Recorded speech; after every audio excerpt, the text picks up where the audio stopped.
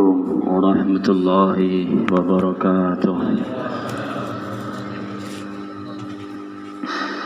Innal hamdalillah nahmaduhu wa nasta'inuhu wa nastaghfiruhu wa nu'minu bihi wa natawakkalu alayhi wa na'udzu bihi min shururi anfusina wa min sayyiati a'malina. May yahdihillahu fala mudilla lahu wa may yudlil fala hadiya lahu. Wa nashhadu an la ilaha illallah wahdahu la syarika lahu wa nashhadu anna sayyidana maulana wa habibana wa syafi'ina wa qurratina ayunina Muhammadan abduhu wa rasuluh sallallahu alaihi wa ala alihi wa sahbihi wa baraka wa sallama tasliman katsiran amma ba'd. Faqad qala Allah ta'ala fi kitabihil karim a'udzu billahi minasy syaithanir rajim wa man ahsanu qawlan mimman da'a ila Allah wa 'amila shalihan wa qala innani minal muslimin. Faqala an-nabiyyu sallallahu alaihi wasallam kullu ummati yadkhulul jannah illa man aba. Qila wa man ya'ba ya Rasulullah. Qala man ata'ani dakhala jannah wa man asani faqad aba. Atau kama qala Rasulullah sallallahu alaihi wasallam. Bapak-bapak hadirin yang dimuliakan oleh Allah Subhanahu wa taala. Apabila setiap hari kita ini membicarakan keagungan Allah Subhanahu wa ta'ala, maka kita ini akan merasa kecil. Diri kita akan merasa lemah. Karena yang besar, yang hebat adalah Allah Subhanahu wa ta'ala. Apabila kita ini membicarakan tentang ciptaan-ciptaan Allah Subhanahu wa ta'ala, benda-benda ciptaan Allah Subhanahu wa ta'ala, maka kita ini akan merasakan kehebatan Allah, kebesaran Allah. Maka lagi dan lagi kita ini disuruh membicarakan keagungan Allah, kebesaran Allah, ciptaan Allah, supaya apa? Supaya kehebatan Allah, kebesaran Allah, keyakinan pada Allah wujud dalam hati-hati kita. Allah Subhanahu wa ta'ala yang menciptakan 7 lapis langit, 7 lapis bumi. Yang menciptakan yang nampak maupun yang tidak nampak adalah Allah Subhanahu wa ta'ala. Setiap yang diciptakan oleh Allah Subhanahu wa ta'ala itu semua hadirin ada ibrah, ada pelajaran bagi kita. Kalau kita ini mau memikirkan ciptaan Allah Subhanahu wa ta'ala. Satu contoh hadirin, Allah Subhanahu wa ta'ala ciptakan benda yang kita anggap sepele, garam umpamanya, garam. Seluruh manusia, seluruh rumah orang Islam maupun yang enggak Islam, ya, yang paling miskin pasti di rumahnya ada garam, ya, ada garam. Allah ciptakan garam, ya.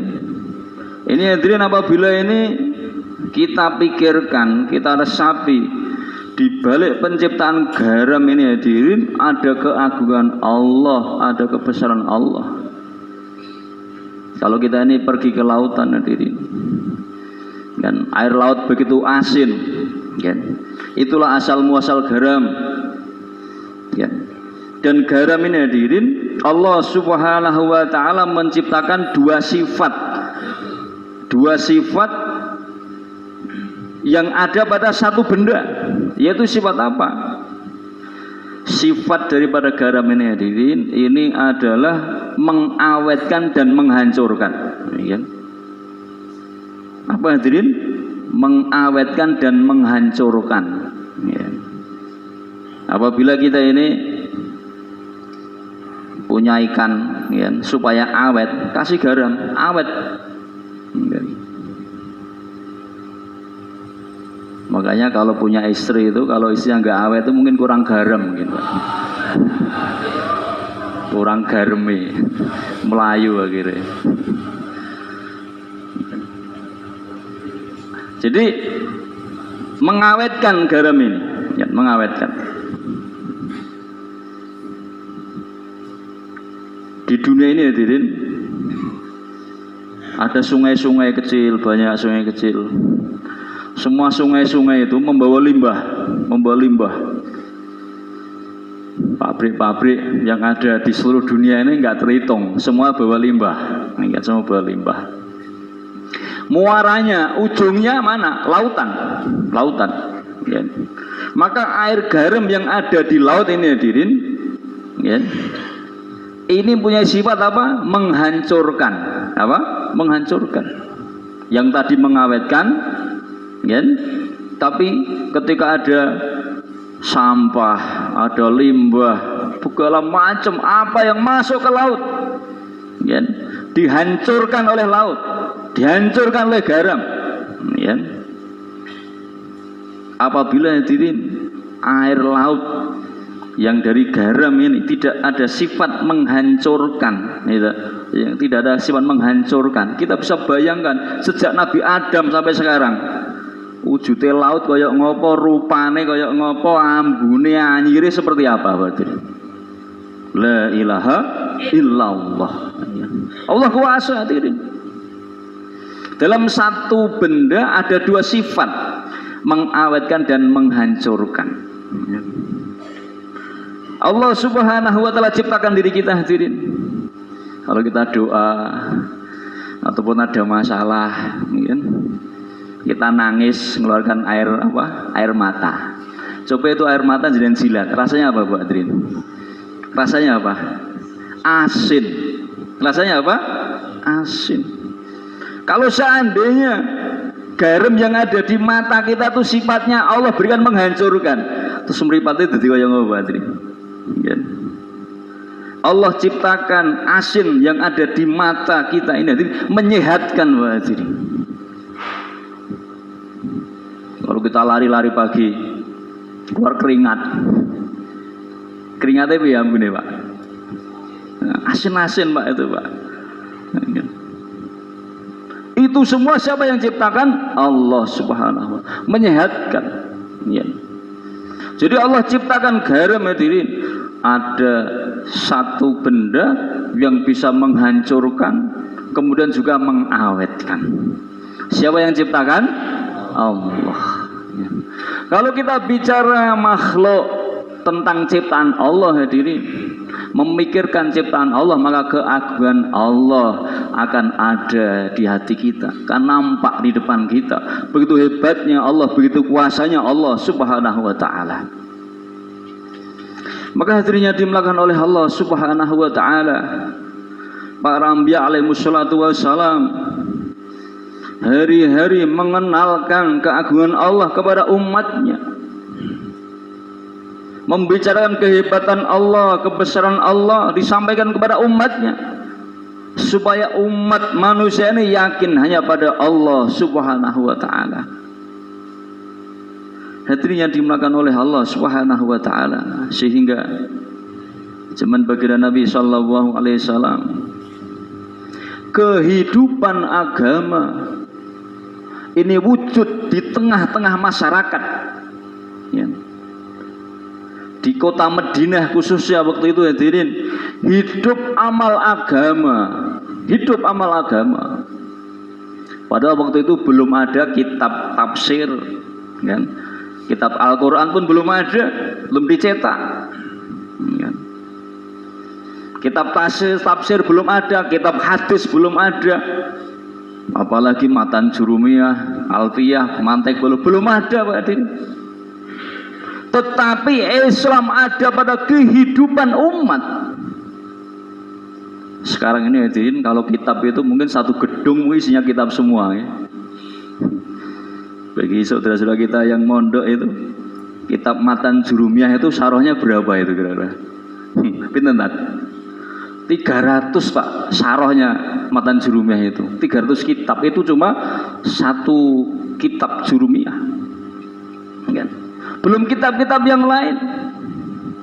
Kitab tafsir, macam-macam tafsir, 15 tafsir ada. Tetapi hadirin yang dimulakan oleh Allah Subhanahu wa taala, kehidupan agama saat ini belum nampak hadirin. Baru di kitab-kitab. Kitabnya banyak, tapi pengamalan agama, kehidupan agama belum nampak dalam kehidupan kita. Beda dengan zaman sahabat. Apabila orang datang kepada Nabi SAW, wahai Rasulullah, wahai Muhammad, ya, apa itu Islam? Oh itu Sayyidina Abu Bakar itu Islam. Itu Sayyidina Umar itu Islam. Karena dalam kehidupan mereka, itulah kehidupan Islam hadirin. Sehingga dikatakan sahabat-sahabat ini hadirin adalah Al-Quran yang berjalan. Apa hadirin?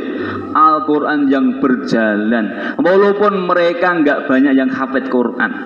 Para sahabat yang hafid Quran nggak banyak hadirin. Beberapa orang saja, nggak semua hafid Quran.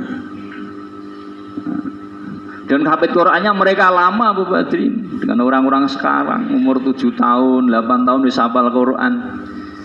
Kanjeng Nabi itu khatam Quran ini umur berapa Pak? 63 tahun Pak ya, baru rampung Quran gitu. Sahabat kurang lebihnya seperti itu. Sayyidina Abu Bakar itu masuk Islam umur 38 tahun kan? Lama beliau hafal Qurannya. Sahabat-sahabat yang lain hafal Qurannya lama, karena memang Al-Qurannya turunnya berangsur-angsur 22 tahun lebih kan? Tetapi kehidupan mereka hadirin mencerminkan kehidupan Islam. Sehingga sering kita dengar itu adin al-hayatu, bahwa agama itu aturan hidup. Aturan hidup. Maka hadirin yang dimulakan oleh Allah Subhanahu wa taala, sesungguhnya agama ini hadirin, segala sesuatu dalam kehidupan baginda Nabi SAW dan para sahabat, itulah agama hadirin. Itulah agama. Maka setiap diri kita ya, berusaha berpikir bagaimana kehidupan kita, jadi tata cara hidup kita ikut daripada baginda Nabi SAW dan para sahabat. Niat semua insya Allah. Itulah agama diri. Agama itulah seluruh sunnah Nabi SAW. Itulah agama. Kekurangan dalam amal sunnah, sebab itulah kekurangan daripada amal agama kita. Maka hari-hari kita fikirkan bagaimana sunnah Nabi ada dalam kehidupan saya, bagaimana setiap sunnah Nabi wujud dalam kehidupan saya. Yang mulia Nabi SAW hadirin, beliau telah berhasil membawa daripada murid-muridnya yaitu para sahabat menjadi derajat yang tinggi kan, radhiyallahu anhum wa radu anhu, dijamin surga oleh Allah Subhanahu wa taala. Para sahabat-sahabat secara istimai, secara serentak, secara bersama-sama telah berhasil membuat satu kampung, yaitu kampung Madinah yang dulu sebelum Islam disebut kampung tasrif yang gersang. Tetapi setelah datang Islam dalam kehidupan mereka hadirin, menjadi kampung Madinah yang mana dirindukan oleh setiap manusia, sehingga tersebar ke seluruh dunia. Mereka berbondong-bondong datang ke Madinah untuk belajar melihat kehidupan Islam itu seperti apa. Satu rombongan dikirim dari Parsi datang ke Madinah menyelidiki Islam itu seperti apa. 10 orang dikirim. Kemudian sampai di Madinah, mereka mampir di toko, di warung makan, sarapan. 10 orang setelah sarapan rampung, sarapan selesai, mereka mau bayar. Maka pemilik warung ini melihat tamu-tamunya tadi, orang yang jajan tadi. Oh ini sepertinya sampean ini bukan orang sini ya. Sampean orang jauh ke? Iya. Sampean orang mana? Kami orang Parsi, orang Irak. Maka ini pemilik warung ini, pemilik yang beriman, pemilik warung yang ada kehidupan agama dalam dirinya. Oh, kalian ini adalah tamu saya, ya, tamu saya. Ya. Maka selama 3 hari kalian di sini, ya, makan di sini gratis. Begitu hadirin. Ya.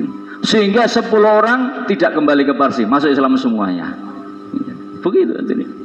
Begitu setiap dikirim 10 orang dikirim lagi, dijamu para sahabat, masuk Islam lagi, datang lagi, dikirim lagi, ya, masuk Islam lagi.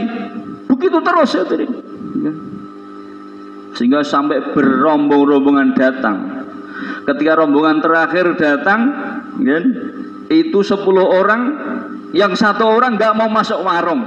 Ya, oh nanti kalau saya yang masuk warung orang Islam, saya nanti ikut masuk Islam nanti. Dia melihat, oh begitu kehidupannya, pulang dia, lapor pada rajanya. Ya, baru menemukan satu kaum, ya, yang punya sifat-sifat seperti itu. Hadirin yang dimuliakan oleh Allah Subhanahu wa taala. Dengan usaha dakwah, Syekh Ilyas Rahmatullahi alaih telah membentuk satu kampung, ya, satu kampung, yaitu kampung Mewat, ya. Yang mana kampung itu mirip-miriplah dengan kampung Tasrif tadi, Gersang. Ya.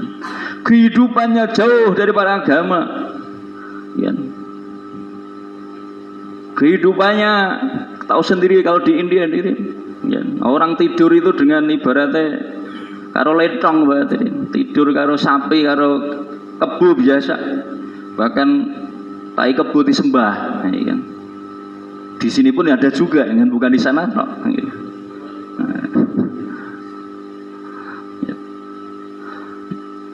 Pada kampung seperti itu hadirin, Syekh Ilyas Rahmatullahi alaih membangkitkan usaha agama di situ, membawa agama di situ, mengajak orang-orang Mewat di situ untuk buat kerja dakwah, hadirin.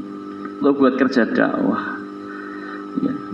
Selama 10 tahun, 10 tahun, ya, beliau membawa orang-orang Mewat bagaimana mereka ikut dalam kerja dakwah. Ya. Maka Allah Subhanahu wa ta'ala rubah kehidupan mereka. Allah rubah kehidupan mereka. Yang dulu mereka jahiliyah, ya, anak keturunan mereka sekarang menjadi setiap rumah di Mewat itu, setiap rumah pasti ada hafidnya ataupun alimnya, itu setiap rumah. Yang dulu kehidupannya miskin,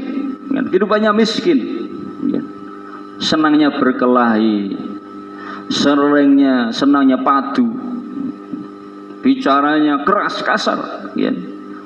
Hadirin yang dimuliakan oleh Allah SWT. Setelah usaha dakwah masuk ke situ hadirin. Sejak jamaah zaman Syekh Ilyas Rahmatullahi alaih, jamaah dibentuk di situ jamaah 3 hari sampai sekarang hadirin, sampai sekarang 100 tahun, ya. Kalau ada jamaah datang di Mewat hadirin, tidak boleh buka kompornya hadirin sampai sekarang. Ya, dijamu oleh mereka. Jamaah datang, pulang, datang lagi, bahkan satu masjid kadang 2 jamaah, ya. Terus begitu, ya. Tidak pernah ada jamaah yang dibiarkan masak sendiri, ya. Hadirin yang dimuliakan oleh Allah Subhanahu. Keberkahan datang. Sebab apa hadirin? Sebab usaha dakwah dipikirkan dengan sungguh-sungguh, diusahakan sungguh-sungguh. Memang Allah Subhanahu wa ta'ala membangkitkan usaha dakwah hadirin, itu di kampung-kampung yang notabene itu memang jauh daripada agama, kasar, rusak, ya. Sebagaimana di Jazirah Arab dulu memang rusak, Allah bangkitkan agama di situ, ya. Di Mewat rusak dulu, Allah bangkitkan di situ. Allah kuatkan Islam dengan usaha mereka, dengan sebab gerak mereka.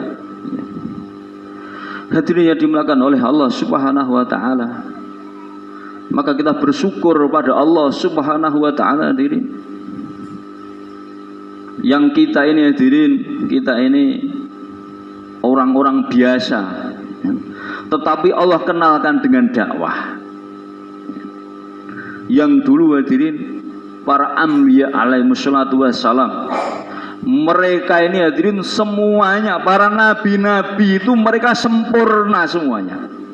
Jasadnya sempurna, wajahnya sempurna, tinggi badannya sempurna, keturunan orang-orang hebat semua, nasabnya terjaga semua, ya.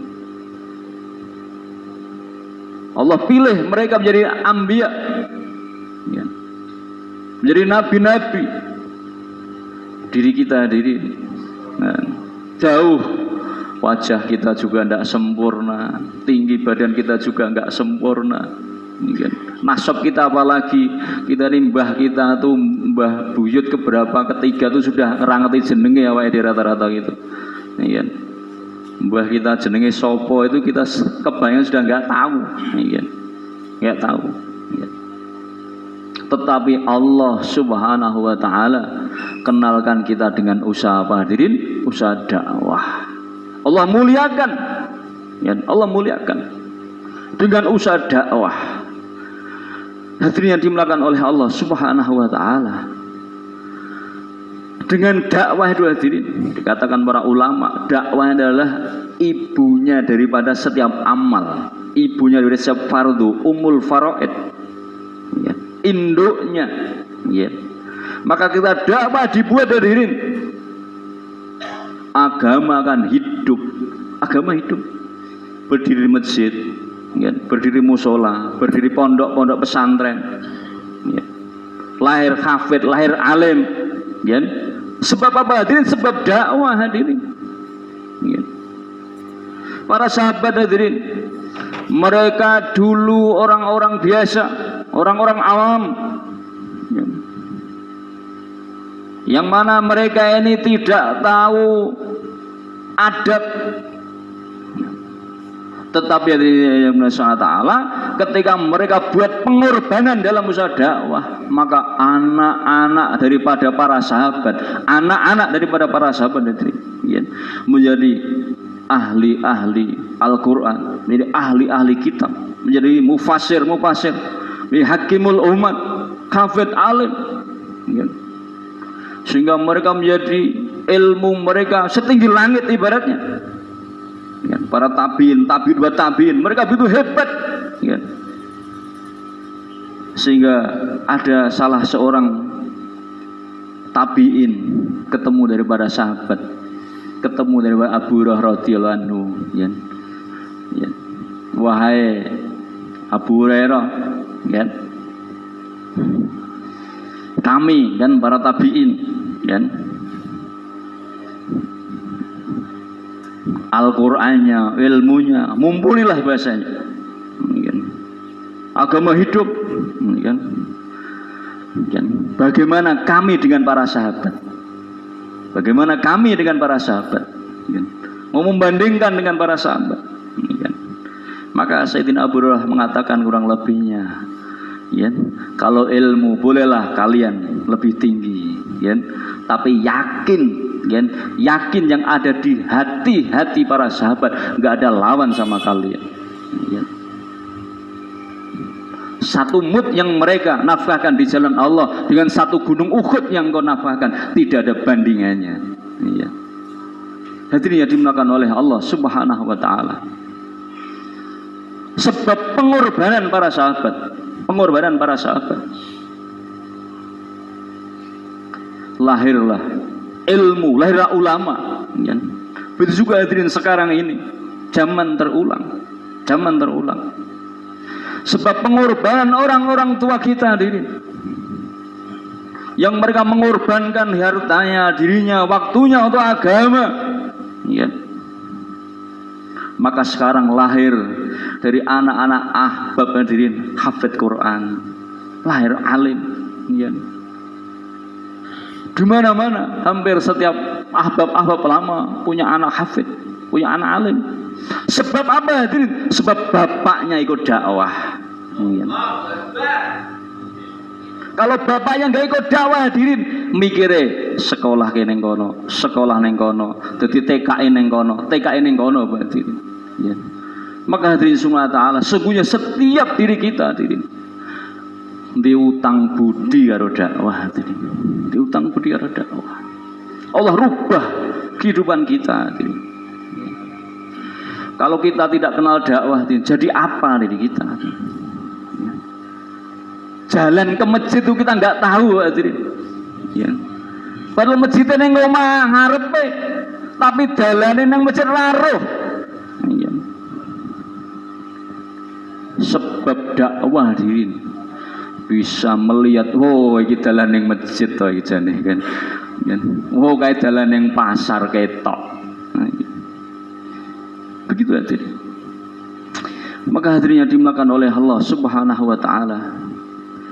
Maka oleh orang-orang tua kita hadirin, dalam usaha dakwah ini hadirin, bagaimana kita ini selalu ada niat islah, ada niat selalu memperbaiki diri. Apabila kita ini ada niat selalu memperbaiki diri hadirin, maka kita ini hadirin, insya Allah akan istiqomahkan dalam dakwah. Tetapi apabila kita ada niat memperbaiki orang lain, jangan-jangan Allah akan lepaskan kita dari dakwah.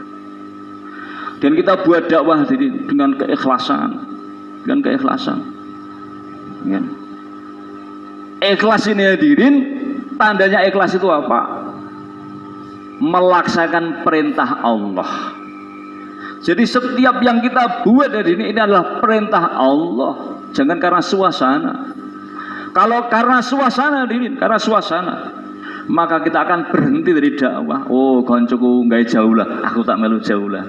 Wih, koncoku saiki selang nggak jauh lah, leren. Koncoku melu metu 40 dino, aku melu metu 40 dino. Suasana. Koncoku rado melu, rado nisab 3 hari ya. Aku ya ora tak melu nisab 3 hari. Tetapi hadirinnya dimuliakan oleh Allah Subhanahu wa taala. Kalau kita ini menyadari bahwa dakwah itu adalah karena perintah Allah. Ya. Maka orang akan berangkat, kita berangkat. Orang tidak nisab, kita pun nisab. Orang tidak keluar 3 hari, saya akan keluar 3 hari. Kenapa? Karena ini perintah Allah Subhanahu wa taala. Kawan nggak datang ke markas, saya akan datang ke markas.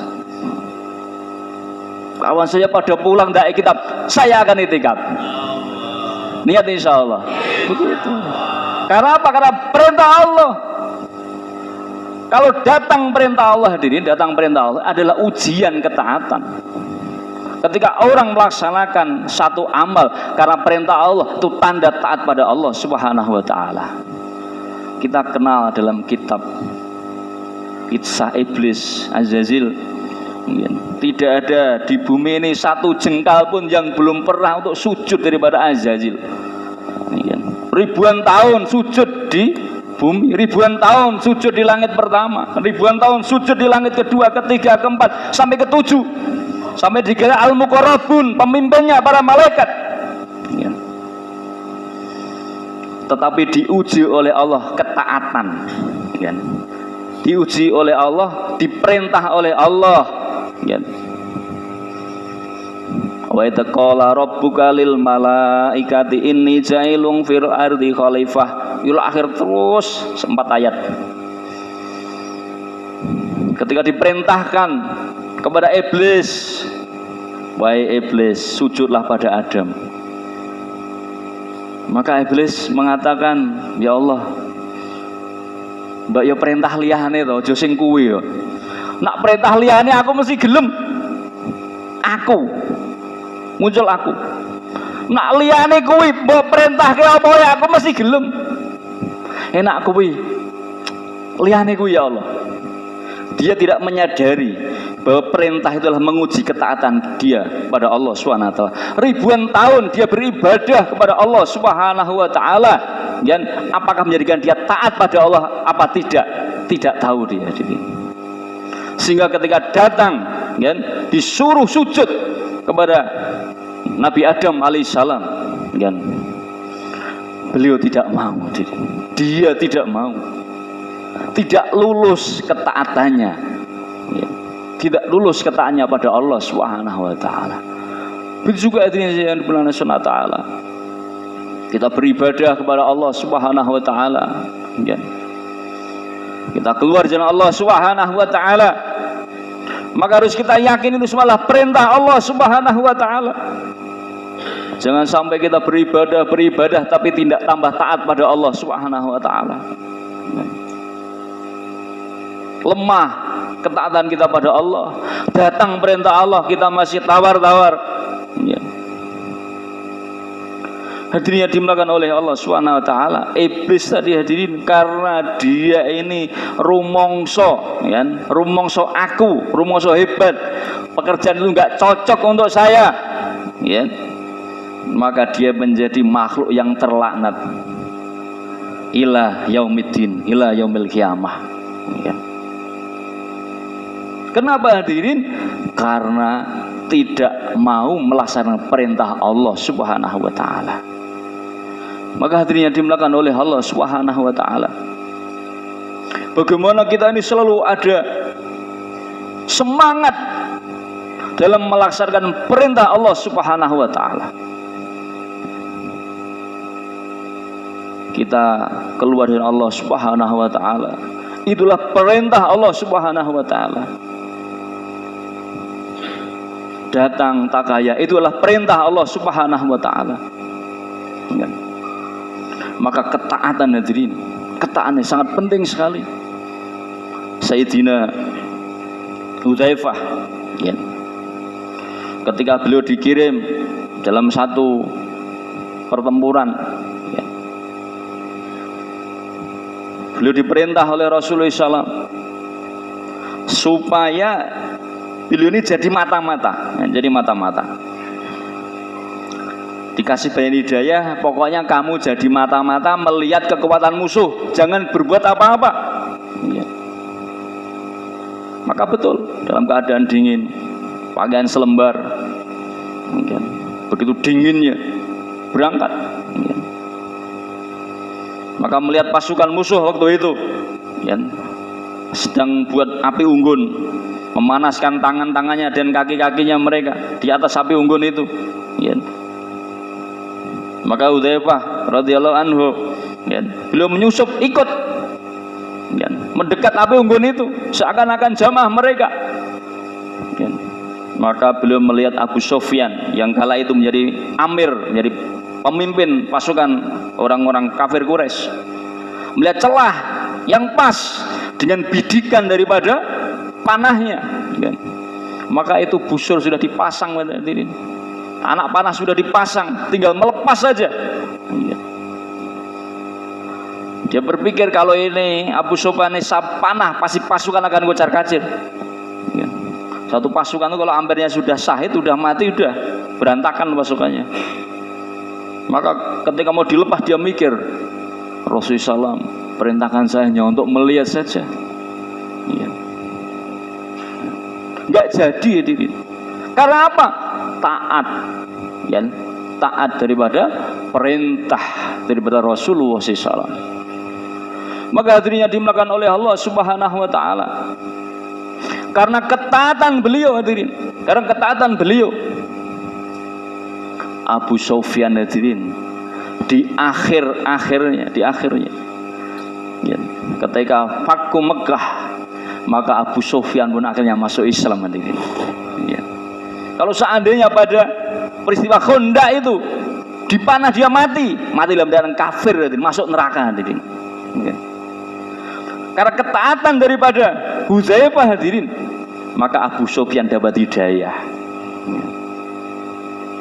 Ketika Hudaybiyah, hadirin, ketika Hudaybiyah, ya, Rasulullah SAW bersama para sahabat, ya, laki-laki, wanita, dan seluruh istri Nabi dibawa semua, Azwajul Mutahharah ikut semua, ya. Sampai di Hudaybiyah, ya, berangkat dari Madinah, berangkat ke Mekah mau umroh, hadirin. Mau apa? Mau umroh. mau berangkat umroh. Ya. Hadirin yang dimuliakan oleh Subhanahu wa taala, ya. Dari Madinah dia semangat dan mau umroh, ya. Sampai di Hudaybiyah, hadirin, sampai di Hudaybiyah, ya. Rasulullah SAW telah mengirim daripada Sayyidina Utsman yang mana membawa perjanjian tahun itu kaum muslimin tidak boleh umroh, ya. Maka Rasulullah SAW memerintahkan para sahabat untuk kembali ke Madinah. Maka mereka mikir, para sahabat mikir. Sayyidina Umar paling kencang, gimana ya Rasulullah? Ini umroh, ya. Kok kita nggak boleh? Ya. Sayyidina Umar siap untuk memerangi orang-orang Mekah. Ya. Paling nggak setuju dengan keputusan Rasulullah SAW. Ya. Hadirin yang dimuliakan oleh Allah Subhanahu wa taala. Rasulullah SAW masuk ke kamar daripada salah satu daripada istrinya, Ummu Salamah radhiyallahu anha, mengadukan perihal ini, sahabat umatku sudah tidak mau taat padaku. Ada apa? Ya. Mereka saya suruh tahalul, nggak ada yang mau, ya. Karena belum umroh disuruh tahalul, cukur rambut, ya. Tanda sudah selesai, ya. Nggak mau.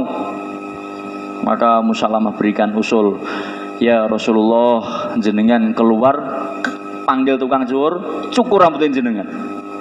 Keluar beliau, ambil tukang cukur, panggil tukang cukur, dicukur. Maka seluruh sahabat semuanya cukur rambut. Nah, ya.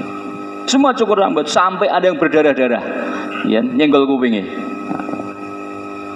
Hadirin yang dimuliakan Allah Taala, ketika pulang ke Madinah, Sayyidina Umar itu berjalan sendiri, Bapak hadirin, nggak mau ikut rombongan, ya. Beliau sedih, ya, nyesal, kan? Karena apa? Karena beliau yang usul tidak mau kembali, ya. Beliau yang usul, istilahnya usul nggak taat, nah, itu usul nggak taat. Maka beliau menyendiri takut kalau Allah beri azab supaya ben kena tak dewe tok gitu loh. Iya. Ben liyane enggak kena. Maka beliau menyendiri, enggak mau. Ya. Dipanggil kawannya, "Kenapa kamu menyendiri?" Ya. Beliau menangis. Beliau sampaikan, "Aku takut, ya, sebab usulku tadi, ya, dianggap mendurhakai Allah dan Rasulnya. Aku takut Allah mendatangkan azab, supaya kalau Allah datangkan azab yang kena biar aku sendiri, para sahabatku tidak kena." Beliau begitu takut. Kenapa? Karena usul untuk tidak taat. Hadirin yang dimuliakan oleh Allah Subhanahu wa taala. Setelah itu Rasulullah SAW panggil Sayyidina Umar lewat sahabat.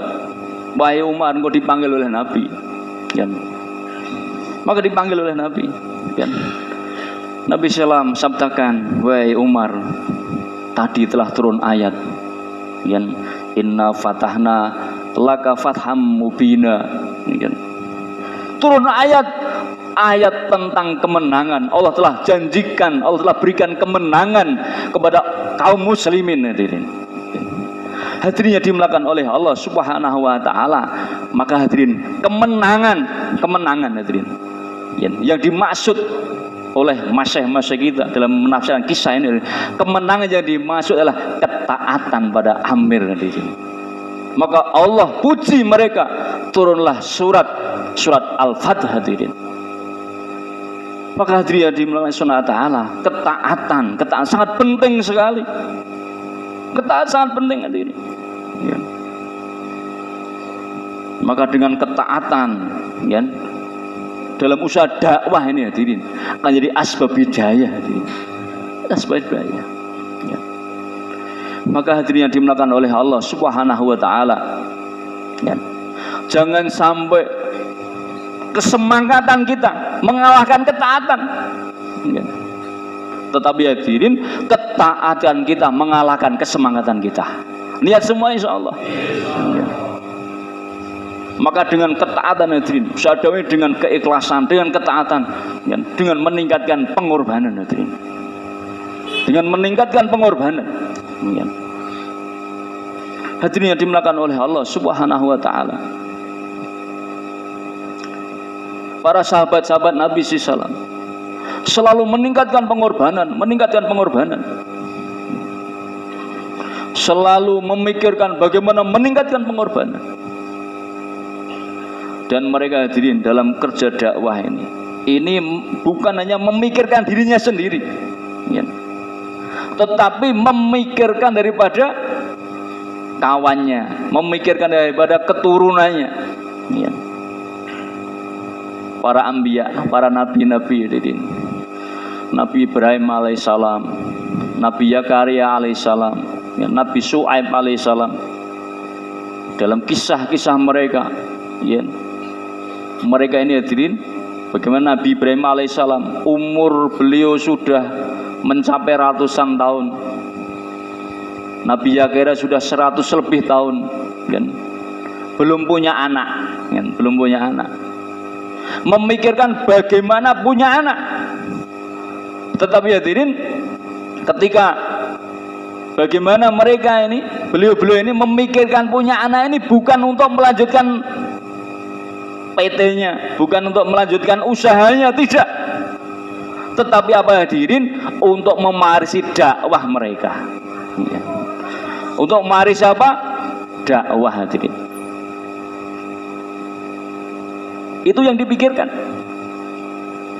Sehingga para anbiya, ya, selalu memikirkan anak-anaknya, bagaimana meneruskan kerja dakwah daripada bapaknya, ya. Maka setiap kita juga hadirin, kita punya riso, punya fikir, bagaimana anak saya, cucu saya, keturunan saya, ya, meneruskan ini kerja dakwah, ya. Niat semua insya Allah. Jadi jangan dibiarkan anak-anak kita nggak kenal dakwah hadirin. Kita mentaskil orang di sana-sana, mentaskil orang ke sana, tapi anak kita sendiri dibiarkan saja, ya. Kita bawa anak-anak kita dalam perjuangan. Dulu ketika kita masih muda, yang kenal dakwah masih muda, punya cita-cita, oh aku tak bentuk jamaah saka ngomahku dhewe. Begitu insya Allah, ya. Semua seperti itu. Sekarang sudah di anak, buktekke, ya. Jangan hanya dulu tak mikire. Sekarang sudah punya anak, anaknya sudah pada mondok, anaknya sudah pada kuliah, hingga bawa satu jamaah dari rumah-rumah kita, hadirin. Ya. Hadirin yang dimuliakan oleh Allah Subhanahu wa taala, bahwa mereka dalam pengorbanan. Kalau mereka lulus sekolah, ya, sudah lulus sekolah, sudah mau kerja, keluarkan 4 bulan. Lulus sekolah pondok, mau kerja atau mau mulang, keluarkan 4 bulan. Ya. Jangan punya anak sudah lulus sekolah dibiarkan saja, ya. Punya anak lulus dari pondok dibiarkan saja, ya. Keluarkan 4 bulan nanti, ya. Supaya mewarisi dari bekerja daripada bapaknya. Niat semua insya Allah. Tambah pengorbanan kita, tambah pengorbanan kita. Apabila pengorbanan kita tambah, Allah akan muliakan kita. Sayyidina Umar radhiyallahu anhu, ya, duduk dalam satu majelis, ya. Di sebelahnya Suhail radhiyallahu anhu, ya.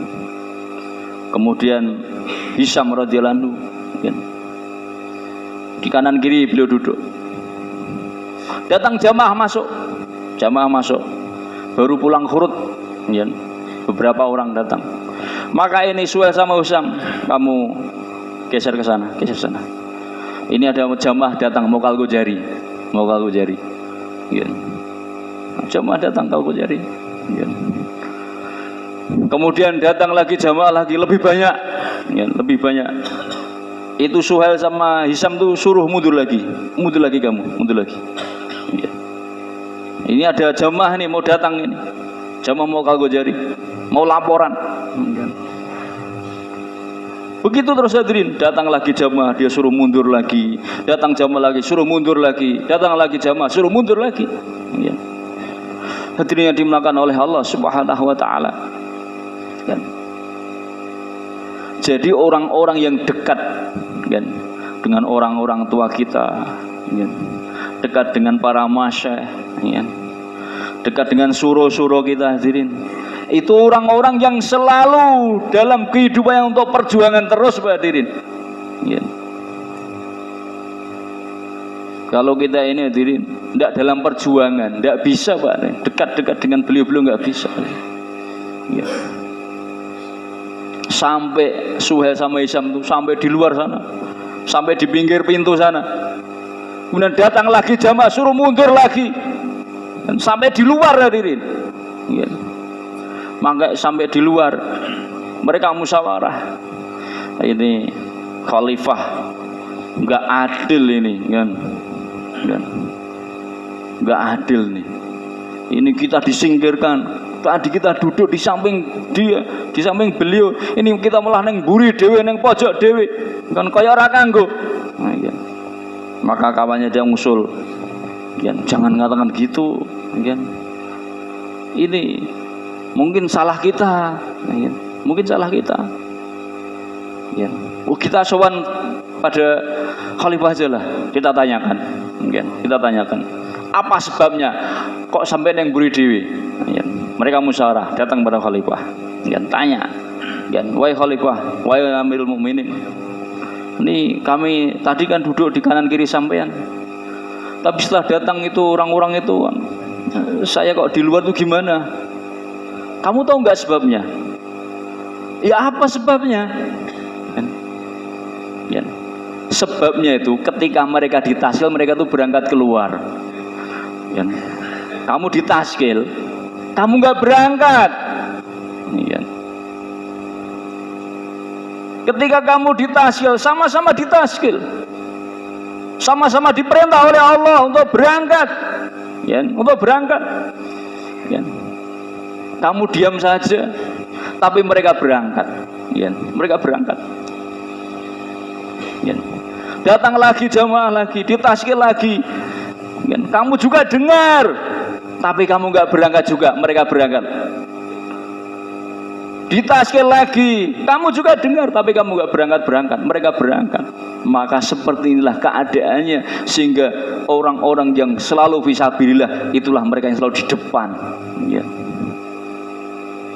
Maka mereka, wahai Amirul Mukminin, dapatkah kami seperti mereka, punya derajat seperti mereka? Ya, ya kalau di dunia sudah nggak bisa, ya. Karena mereka disuruh berangkat dulu, mereka berangkat, kamu nggak berangkat. Okay. Tapi kalau di akhirat, insya Allah bisa, mudah-mudahan bisa. Tapi kamu harus tahu caranya. Gimana caranya? Sekarang kamu Hisam sama Suhail, kamu berangkat, yang satu ke arah barat, yang satu ke arah timur, bawa agama ke sana, buat dakwah di sana, ya. Buat dakwah di sana sampai kamu mati di sana, ya. Baru aku berharap derajat kamu akan sama dengan orang-orang yang berangkat duluan. Niat semua insya Allah. Ya. Maka hadirin sunnah ta'ala, kita ini kan, oleh masyayikh, kan, oleh orang-orang tua kita bukan disuruh berangkat tidak kembali sebenarnya para sahabat hadirin, kan. Kita disuruh berangkat berapa hadirin? 4 bulan. Berapa hadirin? Orang-orang lama 6 bulan.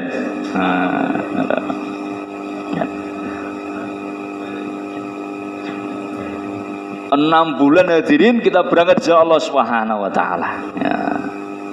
Sinten sing siap hadirin? 6 bulan.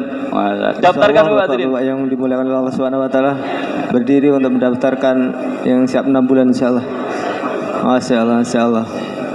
Masyaallah, mari kita daftarkan diri kita keluar 6 bulan insyaallah. Yang 4 bulan berdiri insyaallah. Moga Bapak adalah perintah Allah berdiri Pak. yang mungkin tahun ini belum nisab untuk membayar nisabnya keluar 4 bulan, Masya Allah.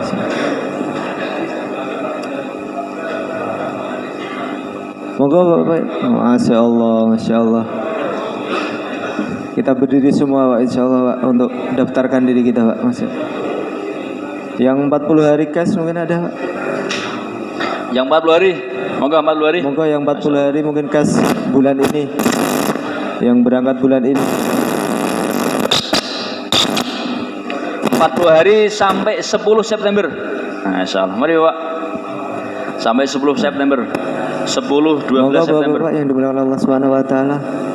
40 hari sampai 10 September insyaallah. Tanggal 10 sampai 12 September kita akan ada musyawarah di Masjid Jami Kebon Jeruk di Jakarta. Masya Allah. Akan dihadiri